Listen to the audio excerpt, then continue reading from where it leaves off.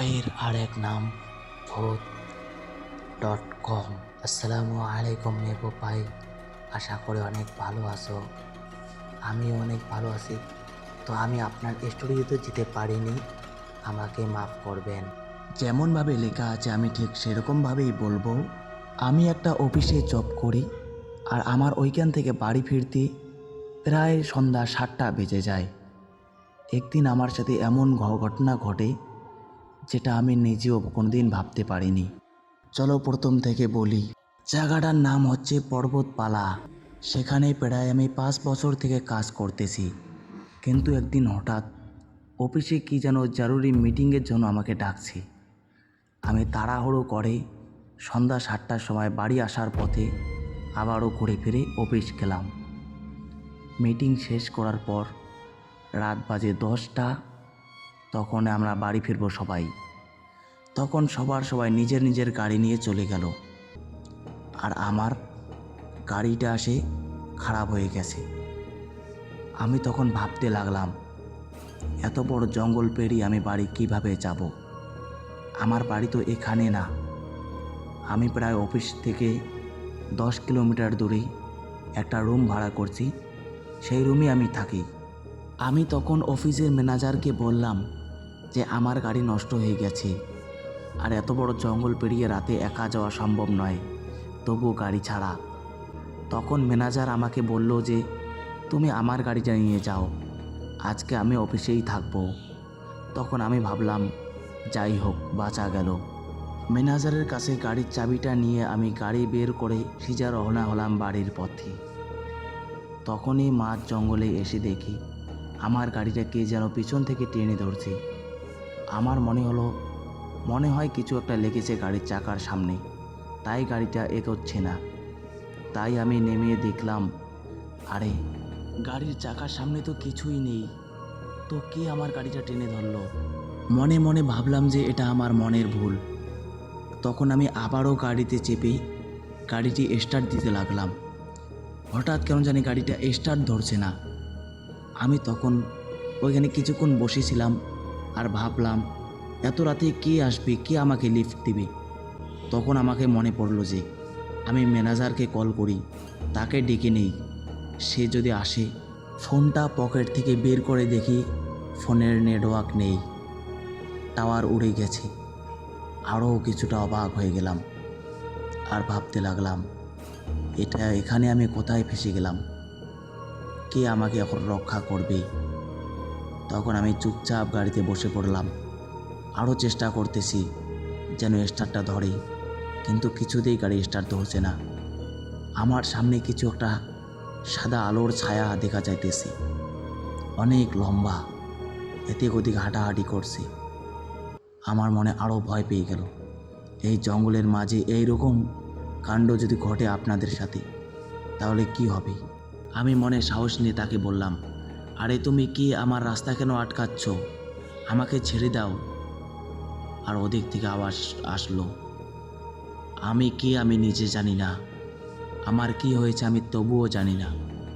আমি শুধু এটা জানি অনেক দিন থেকে মানুষকে খাই না, আজকে আমি পেয়েছি, কোনো মতোই ছাড়বো না।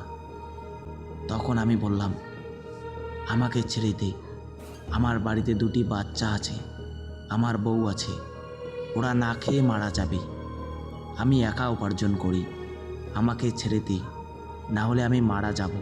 তখন ওই ছায়াটা আমাকে বলতেছে যে বাঁচার একটাই উপায় আছে, সেইটা যদি তুই করতে পারিস তাহলে তোকে আমি কোনো দিন কিছু করব না, আর যদি না করিস, আমাকে ফাঁকি দিয়ে চলে যেতে চাস, তাহলে মনে করিস এই অফিসে তোর চাকরি আর তোর জীবন দুটাই চলে যাবে। তখন আমি মনে সাহস নিয়ে বললাম, কী উপায় বলো, আমি মন প্রাণ দিয়ে চেষ্টা করব তোমার উপায়টা পূরণ করতে। তখন সে বলল, আমিও ওই অফিসে কাজ করতাম, আমারও একটা জীবন ছিল, কিন্তু আমার রাতে বাড়ি ফেরার সময় এইখান জায়গায় গাড়ি নষ্ট হয়ে যায়। তখন কয়েকটা ছেলে মেলে আমাকে ধরে মেরে ফেলে, আমার সব কিছু নিয়ে নেয়। তোমাকে কিচ্ছু করতে হবে না, তুমি শুধু ওই ছেলেগুলাকে এইখানে আনবে, আর আমি ওদেরকে মজা দেখাবো। আমি বললাম, আরে আমি ওকে চিনব কি করে? ওই ছেলেগুলোকে আমি তো কাউকে জানি না, তোমাকে কে মারছে? তখন সে বলল, আমি ঠিকানা বলে দিতেছি, নাম বলে দিতেছি, বাকি কাজ তোমাকে করতে হবে। কি করে করবে সেটা আমি জানি না। তখন আমি বললাম, ঠিক আছে, আমি চেষ্টা করব। এখন আমাকে ছেড়ে দাও, আমি এখন বাড়ি চলে যাব। আমি বাড়ি গেলাম। বাড়ি গিয়ে আমার স্ত্রী আমাকে খাবার এনে দিল। কেন জানি আমার খাবারটা খাইতে ইচ্ছা করছে না। আমি বললাম, থাক, খাবো না, আমি অফিসে খেয়ে আসছি। আমার মনটা কেমন জানি করতেছে, আমার মনটা ভয় দিয়ে ভরে গেছে। রাত 10টা বাজতেছে, তবুও ঘুম আসে না। রাত 12টা বাজতেছে, তবুও ঘুম আসে না। শুধু ওই কথাটাই মনে পড়ছে। আমার সাথে এমন ঘটনা ঘটলো, আমি জীবনে ওটা ভাবতে পারিনি। আমি কোথায় পাবো ওই ছেলেগুলো? আর আমি একদিন অফিসে কাজ না করলে আমার বাড়িতে খাবার জোটে না। আমরা গরিব মানুষ। এখন আমি কাজ বাদ দিয়ে ওই ছেলেগুলোকে খুঁজতে বের হব। আমি কী করব বুঝতে পারছি না। একবার ভাবতেছি তান্ত্রিকের কাছে যাব, কিন্তু ও বলেছে ও যদি আবার আমাকে ধরে তাহলে আমার অফিসের চাকরিটা চলে যাবে। আর চাকরি যদি চলে যায় তাহলে আমার জীবন শেষ। আমাকে কিচ্ছু ভাল লাগতেছে না। সকাল হলো, আরও আমার স্ত্রী আমাকে নাস্তা এনে দিল। আমাকে বলছে, নাস্তা করে নাও। আমি বললাম, না, নাস্তা করব না। কেন জানি আমার মনটা শুধু ওই কথাটাই বলতেছে। না ইচ্ছা করছে খেতে, না পারছি ঘুমাতে। তখন আমি ম্যানেজারের গাড়িটা নিয়ে চলে গেলাম অফিসে। অফিসে গিয়ে কাজ বাজ করে ধরে, কিন্তু আজকে আর লেট করলাম না। আজকে ম্যানেজার বলল, তারাও মিটিং আছে। আমি বললাম, না, আজকে আমি মিটিং করব না। ম্যানেজার বলতেছি, এইরকম কেন করতেছো? মিটিং করতে হবে। আমি বললাম, না, আমার বাড়িতে অনেক জরুরি কাজ আছে। মিথ্যা কথা বলে ওইখান থেকে পালিয়ে আসলাম। বিকালে 3টার সময় পালিয়ে আসলাম আমি।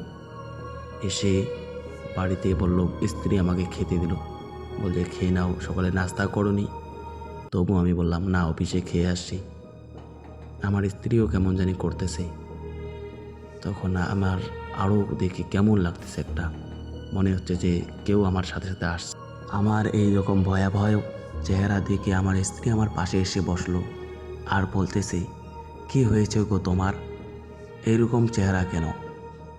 কালকে থেকে তোমার খাওয়া দাওয়া করনি। সকালে নাস্তা দিলাম, না, খাবে না বলছে। রাতে দিলাম, তবুও বলছে খাবে না। এখন বিকেলে 3টের সময় বাড়ি এসছো, খাবারটা খেয়ে নাও, আমাকে বলো তোমার কি হয়েছে। তখন আমি মনে মনে ভাবলাম, না, একে বলা যাবে না। আমার স্ত্রীকে যদি বলি তাহলে আরও অনেক ভয় পেয়ে যাবে, ও আমাকে অফিস যেতে দিবে না। আমি ওকে এমনি কিছু একটা বলে কেটে দিলাম। বলছি, না, কিছু হয়নি, আমার এমনি কেন জানি একটা কেমন লাগতেছে, মাথা ব্যথা করতেছি, তাই খেতে ইচ্ছা করছে না, তাই আমি এরকম করতেছি। ও বললো, আচ্ছা, আমি ডক্টরের কাছে গিয়ে ওর ওষুধ নিয়ে আনি, তুমি এখানে শুয়ে পড়ো। তখন আমি শুয়ে পড়লাম। সে ডক্টরের কাছে গেল এবং ওষুধও নিয়ে আসলো, এনে আমাকে দিল। বলছে, ভাত খেয়ে তারপর খাও। আমি 2 গাছ ভাত খেলাম, খেয়ে ওষুধটি খেয়ে নিলাম। আমার সত্যিও কেন জানি মাথা ব্যথা করতেছি। মনে হচ্ছিল যে আমার গাড়িতে করে কেউ একজন আসছে, কিন্তু আমি দেখতে পারিনি। এরকম কীরকমভাবে বলি যে ও আসছে। আমি মনে মনে ভাবলাম, না, ওই ছেলেগুলোর জীবন নষ্ট করা যাবে না। তারপরে আমি কোনো একটা তান্ত্রিকের কাছে যাই, গিয়ে এই সব কথা বলি, ছেলেগুলোর বেকার জীবন নষ্ট করে লাভ নেই। 2-3 দিন যাওয়ার পর আমি একটা তান্ত্রিকের খোঁজ পেলাম, কিন্তু তার বাড়ি আমার বাড়ি থেকে অনেক দূর, একদিনে যাওয়া আশা করা যাবে না। আমি প্রস্তুতি নিলাম যে 3-4 দিনের মধ্যে চলে যাব। আমি 2-3 দিনের মধ্যে রেডি হয়ে গেলাম, আর আমার সামানপাতিও রেডি করে নিলাম, ব্যাগের মধ্যে ভরিয়ে নিলাম। এবং আমি স্ত্রীকে বললাম যে আমার অফিসে কিছু ইম্পর্টেন্ট কাজ আছে, তাই আমি 3-4 দিন বাড়িতে আসবো না। আর ওকে বলা যাবে না যে আমি তান্ত্রিকের কাছে যাইতেছি, না হলে ও যেতে দিবে না। এইরকম করে আমার ট্রেনে উঠে পড়লাম। উঠে পড়ে চলে গেলাম তান্ত্রিকের বাড়ি। গিয়ে দিয়ে তান্ত্রিককে এইসব ঘটনা খুলে বললাম। তান্ত্রিক আমাকে বলল যে ও নাকি আগেও ওই ঘটনাটা শুনেছে, ওই কাজটা, ওই আত্মাটার কথা শুনেছে। আমি আবারও ভয় পেয়ে গেলাম। তান্ত্রিক বলল ও এই সে আত্মা না, ওকে মারতে অনেক তান্ত্রিক গিয়েছে কিন্তু কেউ ওকে শেষ করতে পারেনি। বাট ও আমাকে বলেছে যেতে, আমি অতটা গুরুত্ব দেইনি। ওকে মারতে গেলে অনেক কিছু যন্ত্রপাতি লাগবে, সেগুলো তোমাকে জোগাড় করতে হবে। তুমি কি পারবে? তখন আমি তাকে বললাম, হ্যাঁ আমি পারবো, কী কী লাগবে তুমি শুধু বলো। বলছে যে 1,00,000 টাকা লাগবে আর মরা মানুষের হাড্ডি লাগবে। আমি তাকে বললাম আমার কাছে তো এত টাকা নেই, কিন্তু আমি হাড্ডি জোগাড় করতে পারবো, কিছু কম সম করে আমার কাছ থেকে নেওয়া, আমি গরিব মানুষ। তখন সে বলল ঠিক আছে 50,000 টাকা দিও। আমি বললাম ঠিক আছে 50,000 টাকা দেব। এই সব কথা বলে আমি বেরিয়ে পড়লাম বাড়ির উদ্দেশ্যে। বাড়ি আসে কয়েকটা ছেলেকে বললাম যে এরকম এরকম ঘটনা, তোমরা কি আমার সাথে যাবে? তখন ওরা বলল হ্যাঁ আমরা তোমার সাথে যাব, কিন্তু আমার বাড়িতে বললে যেতে দিবে না, কিছু একটা বলতে হবে। তখন ওরা তাদের বাড়িতে মিথ্যা কথা বলে আমার সাথে বেরিয়ে পড়ল মানুষের হাড্ডি আনতে, তবু আবার পায়ের হাড্ডি। কিন্তু এগুলো আমি কোথায় খুঁজে পাবো মানুষের পায়ের হাড্ডি? তাদের কাছে খোঁজ নিলাম, তারা বলছে যে শ্মশানে পাওয়া যায়। আমি ভাবলাম দিনের বেলা তো শ্মশানে যদি হাড্ডি আনতে যাই তাহলে মানুষ দেখে ফেলবে এবং আমাদেরকে তান্ত্রিক ভেবে মেরে ফেলবে, তাই আমাদেরকে রাতে যেতে হবে। আর রাতে তো তোমরা জানোই শ্মশানে কীরকম ভয়ঙ্কর হয়। 2-3 দিন যাওয়ার পর আমরা একটা শ্মশানের খোঁজ পেলাম, যেটার নাম নাকি পাল্লাপুর গ্রাম। সেই গ্রামে একটা বড় শ্মশান আছে আর আমাদেরকে রাতে যেতে হবে সেই শ্মশানে। তখন আমরা ভেবে নিলাম যে 4-5 দিনের মধ্যে চলে যাব। তখন একদিন আমরা ঠিক করে নিলাম যে আজকেই চলে যাব। আমরা আজকেই বাড়ি থেকে বেরিয়ে পড়লাম শ্মশানের উদ্দেশ্যে, সেই মরা মানুষের হাড্ডি আনতে। কিন্তু কবরস্থানের সামনে গিয়ে অনেক ভয় লাগতেছে। একবার ভাবছি যাব না, কিন্তু আরেকবার যখন সেই কথাটা মনে পড়ল, সেই আত্মাটার কথাটা আর ওই ছেলেগুলোর জীবন নিয়ে, আমি বললাম না চলে যাব। তখন তাদেরকে সাহস দেখিয়ে টর্চ লাইট জ্বালিয়ে চলে গেলাম ভিতরে শুকনো পাতা আর পুরো কাঠের গন্ধ কীরকম আসতেছে, আর সেই শ্মশানের ভেতর কীরকম শিরশির করে হাওয়া আসছে। কিছু দূর যাওয়ার পর আমরা একটা কবর দেখতে পেলাম, যেই কবরটা মনে হচ্ছে যে 4-5 দিন হয়েছে। আমি ভাবলাম যে না, এই মরা মানুষটারে হাড্ডি দিতে হবে। তখন আমরা সেই কবরটার পাশে যেতে লাগলাম। আমার টর্চ লাইটটা হঠাৎ বন্ধ হয়ে গেল, আর জ্বলতেছে না, আর সামনে একটা কী যেন আলো দেখা যাইতেছে। তখন আমরা তাদের ওই আলোটার দিকে নজর দেইনি।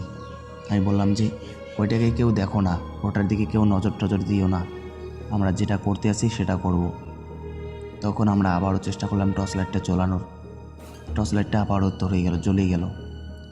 তখন আমি তাকে আমার হাতের অস্ত্রটা তাকে দিলাম, বললাম তুই কবরটা খোর। আর আমি চারপাশে দেখতেছি যে কোনো লোক ঠোক আসতেছে নাকি। তখন সে কবর খোঁড়া শুরু করে দিল। কবর খুঁড়তে খুঁড়তে সাদা কাপড়টা বেরিয়ে আসলো, আর সেটা দেখেও ভয় চিৎকার করে উঠল, বলছে যে পেয়ে গেছি। আমি বললাম ভাই চুপ, চিৎকার করিস না, মানুষ যদি জেনে যায় তাহলে আমাদেরকে বেঁচে রাখবে না। তখন ওই মরা মানুষের পায়ে কীরকম একটা গন্ধ আসতেছে, আমি বমি করতে লাগলাম সেই গন্ধ শুনে। তখন আমাকে ওরা ধরিয়ে মাস্ক পরে দিল। মাস্ক পরে দিয়ে ওরা মরা মানুষের পাটা কাটতে লাগলো।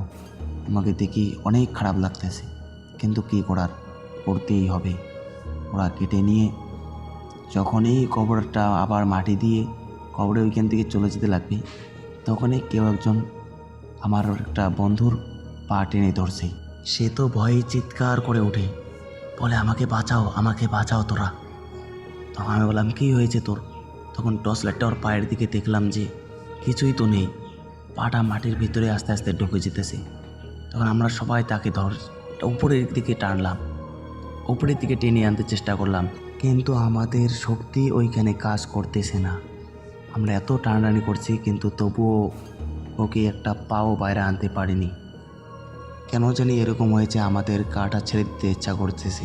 অনেক টানাটানি করে আমরা কবরস্থানের বাইরে চলে আসি তাকে নিয়ে। বাইরে এসে আমরা বাড়ির উদ্দেশ্যে রওনা দেই। বাড়ি গিয়ে এখন কথা হচ্ছে এই হাড্ডিটা কার বাড়িতে রাখবো এবং কোথায় রাখবো। আমি সাহস করে বললাম যে আরে ভয়ের পাস না তোরা, আমাকে দে, আমি বাড়ি নিয়ে যাব, আমার বাড়িতে রেখে দেব। কিন্তু তারা বলল সাবধানে রাখিস, যেন কেউ দেখতে না পায়, দেখলে সমস্যা হয়ে যাবে আবার। তখন আমি বললাম আরে তোরা টেনশন করিস না, আমার গোপন রুমে আমি রেখে দেব। তখন আমি সেটা নিয়ে বাড়ি চলে এসলাম। আমার গোপন রূপে আমি ওটা রেখে দিলাম। রেখে দিয়ে আমি আমার রুমে এসে স্ত্রী আমাকে খেতে দিল। তখন আমি খাবারটা খেয়ে শুয়ে পড়লাম। আমার কেন জানি ঘুম পাচ্ছে না। ওই খবরের কথাটা মনে পড়ছে, আর ওই হাড্ডিটার কথাটা, যে হাড্ডিটা আমি এনে আমার গোপন রুমে রেখে দিয়েছি। এটা ভাবতে ভাবতে রাত 12টা বেজে যায়। তখনও আমার চোখে ঘুম নেই। মোবাইল বের করে মোবাইল দেখতেছিলাম। দেখতে দেখতে কখন যে শুয়ে পড়ছি আমি নিজেও বলতে পারি না। সকালে উঠে হাত পা ধুয়ে নাস্তা করে এসে দেখি সেই খবরের হাড্ডিটা আমার রুমে চলে আসছে। তখন আমি ভাবতে লাগলাম, আরে এটা কী করে সম্ভব? আমি তো এটা আমার গোপন রুমে রেখে আসলাম, কিন্তু এটা এখানে কি করে আসলো? আর তখনই দেখি আমার স্ত্রীও আমার রুমে চলে আসছে। আর আমার রুমে এসে সে দেখতে পায় সেই হাড্ডিটা। সেটা দেখে চিৎকার করে উঠি আর বলে এটা কে আনছে। তখন আমার স্ত্রীকে সব কিছু কথা খুলে বললাম যে আমার সাথে এরকম ঘটনা হয়েছে। কিন্তু সে অনেক রেগে গিয়েছে আর বলছে এতগুলো ঘটনা ঘটছে, তুমি তবুও আমাকে একটা কথা বলোনি। আমি বলছিলাম যা হয়েছে, যা হবার ছিল হয়ে গেছে, তুমি টেনশন করো না, এখন আর কিচ্ছু ভয় নেই। আর আমি তোমাকে এই জন্য বলিনি যে তুমি ভয় পাবে, কারণ তোমাকে যদি বলে ফেলি আগে, তুমি আমাকে এইগুলো কাজ করতে মানা করতে। আর আমি আল্লাহ না করা, আমি না হয়ে অন্য কোনো যে মানুষ হতো, তাহলে আত্মাটা ওর সাথেও এরকম করতো। এখন আমার সাথে এরকম করেছে। আমি তান্ত্রিককে সব কিছু বলেছি, তান্ত্রিক আমাকে এইগুলো জিনিস আনতে বলেছে, আমি সব কিছু জিনিসও এনে ফেলছি। এখন তান্ত্রিকের কাছে নিয়ে যাব এই সব জিনিস, নিয়ে গিয়ে ওই আত্মাটির কাছে চলে গিয়ে আত্মাটিকে ধ্বংস করে দেব। তখন আমার স্ত্রী আমাকে বুঝিয়ে বলল, দেখে শুনে এগুলো কাজ করো, অনেক ভয়ঙ্কর কাজ এগুলো। আমি তখন বললাম আরে তুমি টেনশন করো না, আমার বন্ধুরাও আমার সাথে আছে, কিচ্ছু হবে না। তখন তারপরের দিন আমার বন্ধুদেরকে বললাম চলো এখন তান্ত্রিকের বাড়ি যাব। এখন হাড্ডিটা বস্তার মধ্যে ভরে বন্ধুদেরকে নিয়ে চলে গেলাম তান্ত্রিকের বাড়ি। তান্ত্রিকের বাড়ি গিয়ে এইগুলো সব দেখালাম। বললাম এই যে আমি এনেছি 50,000 টাকা আর একটা কবরের মরা মানুষের হাড্ডি। তখনও বললো ঠিক আছে, আমার একটা রুম আছে, ওই রুমটা কেউ জানে না, তুমি চুপ করে গিয়ে সেই রুমের মধ্যে এইগুলো রেখে দিয়ে চলে আসো। আমি বললাম ঠিক আছে, বলো রুমটা কই? বলছে ওই যে মাটির ভেতর দিয়ে রাস্তাটা, ওইটা দিয়ে ঢুকে পড়ে সামনে একটু এগিয়ে দেখবে যে আমার রুমটা আছে। তখন আমি গেলাম, সেই রুমে গিয়ে দেখি কি গন্ধ, কত মানুষের হাড্ডি, কত কিছু জিনিস। আমি সেইগুলো জিনিস না দেখে আমার হাড্ডিটা রেখে দিয়ে চলে আসলাম তান্ত্রিকের কাছে। বলছে আজকে রাতে আমি এই হাড্ডিটা দিয়ে চেক করবো আত্মাটা কীরকম শক্তিশালী। আমি বললাম ঠিক আছে, রাত হওয়া পর্যন্ত আমরা অপেক্ষা করতে আছি। বলে ঠিক আছে তোমরা এখানে থাকো, আমি একটু ভিতরে যাই। তখন তান্ত্রিকটা ভিতরে গিয়ে একটা রুমে কেমন জানি বক বক করতেছে, কথা বলতেছে। আমি ওগুলোতে ধ্যান না দিয়ে আমার বন্ধুদের সাথে আড্ডা মারতেছি, ফোন বের করে ফোন দেখতেছিলাম। তখন আমার একটা বন্ধু বলে, বন্ধু আমাকে কিন্তু অনেক ভয় লাগতেছে, আমাকে বাড়ি যেতে, আমি বাড়ি চলে যাই। আমি বললাম আরে দাঁড়া, একসাথে যাই সবাই, আজকে রাতটা থেকে কালকে সকালে আমরা সবাই চলে যাব। তখন রাত হলো, তান্ত্রিক হাড্ডিটা নিয়ে বসে টসে অনেক মন্ত্র পড়াপড়ি শুরু করলো। আমারও ভয় লাগতেছে, তান্ত্রিককে ডেকে কীরকম জোরে জোরে চিৎকার করতেছে, ঘরের মধ্যে আগুন জ্বালিয়ে এরকম করতেছে। আমরা অন্য রুমে ফোন কাটতেছিলাম। আমরা বলছি ফোন কাটলে মনে হয় তো আমাদের ভয় লাগবে না। তখন আমরা কয়টা বন্ধু মিলে অনেক মজা করতেছিলাম রুমের মধ্যে, খেলা করতেছি, ফোন কাটতেছি, আবারও অনেক কিছু গল্প করতেছিলাম। সেই আত্মাটির বিষয়ে কেউ গল্প করতেছি, সেই আত্মাটির সেই আত্মাটির মতো ভূতের মতো কেন যেন একটা আওয়াজ আসতেছে। তান্ত্রিকে আমার চুপ করে দেখি তান্ত্রিকের সামনায় কি যেন একটা সাদা সাদা আত্মার মতো প্রকৃত হয়েছে। সেই ওই আত্মাটার সাথে কথা বলতেছে, বলছে তুই কেন ওইখানে থাকিস। তখন ওই আত্মাটি সব কিছু বলল যে আমাকে এরকম করে মারছে, আমি ওই অফিসে জব করতাম, আমি ওদেরকে ছাড়বো না। তখন তান্ত্রিক তাদেরকে বলল যে তুই যদি এদেরকে না ছাড়িস তাহলে আমি তোকে বোতলে ভরতে বাধ্য হয়ে যাব, তুই এইখান থেকে চলে যা। তখন আত্মাটি বলল, না আমাকে বোতলে ভরাবেন না, আমাকে বোতলে ভরাবেন না, আমি চলে যাব। তখন তান্ত্রিক বলল ঠিক আছে। তখন সব কিছু নিভিয়ে দিল এবং আত্মাটিও চলে গেল। আত্মাটি যাওয়ার পথে তান্ত্রিক একটা কথা বলল যে তুই যে এইখান থেকে যাবি, কী প্রমাণ দিয়ে যাবি। তখন আত্মাটি বলতে চায় তান্ত্রিককে, তুমি বলো আমি কি প্রমাণ নিয়ে যাব। তখন তান্ত্রিক তাকে বলল যে আমার বাইরের উঠোনে একটা গাছ আছে, গাছটি তুমি ভেঙে দিয়ে চলে যাও। তখন আত্মাটি যাওয়ার পথে হঠাৎ করে গাছটি ভেঙে দিল, ভেঙে দিয়ে সে চলে গেল। তান্ত্রিক এখন আমার কাছে আসলো, সে বলছে খাবার খাও। আমরা খেলাম, খেয়ে ঠেয়ে তান্ত্রিক বলছে তোমার রক্ত মুখ তোমার সব কিছু ঠিক হয়ে গেছে, এখন আর কিচ্ছু ভয় নেই, সেই আত্মা তোমাকে কিচ্ছু করবে না। আর ওই ছেলেগুলোও বেঁচে গেছে যাদের জীবন নিতে চেয়েছে ও। তখন আমি বললাম এই যে আপনার 50,000 টাকা। তখন বললে 50,000 টাকা লাগবে না, আমি তোমাকে এমনিই বলছি এই কথাটা। তখন আমি মনে মনে মুচকি হাসি দিয়ে বললাম যাই হোক, টাকাটাও বেঁচে গেল, আমার অফিসের চাকরিও ঠিক হয়ে গেল। তারপরের দিন আমি বাড়ি ফিরলাম, বাড়ি ফিরে স্ত্রীকে এইসব কথা বললাম। তখন স্ত্রী অনেক খুশি হয়ে বলছে এখন ঠিক আছে যাও। তখন আমি তারপরের দিন অফিসে গেলাম, অফিসে গিয়ে দেখলাম যে ম্যানেজার অনেক আমার উপর রেগে আছে, বলছে এতদিন থেকে কইছিলি। তখন আমি তাকে ম্যানেজারকে সব কিছু ঘটনা খুলে বললাম যে আমার সাথে সেদিন এরকম এরকম হয়েছে, তোমার গাড়ি নিয়ে গেছে তবুও আমার এরকম হয়েছে। তখন ম্যানেজারও আমাকে কিচ্ছু বলেনি, আর রাগ ঠাক না দেখিয়ে বলছে ঠিক আছে কাজ করো। তো বন্ধুরা, তোমাকে আমার গল্পটি কেমন লাগছে অবশ্যই কমেন্টে বলে যাও। আর এইরকম ভয়ঙ্কর ভয়ঙ্কর ঘটনা শোনার জন্য আমার এই চ্যানেলটিকে সাবস্ক্রাইব করে রাখো। চলো এখন দেখা যাক পরের ভিডিওতে।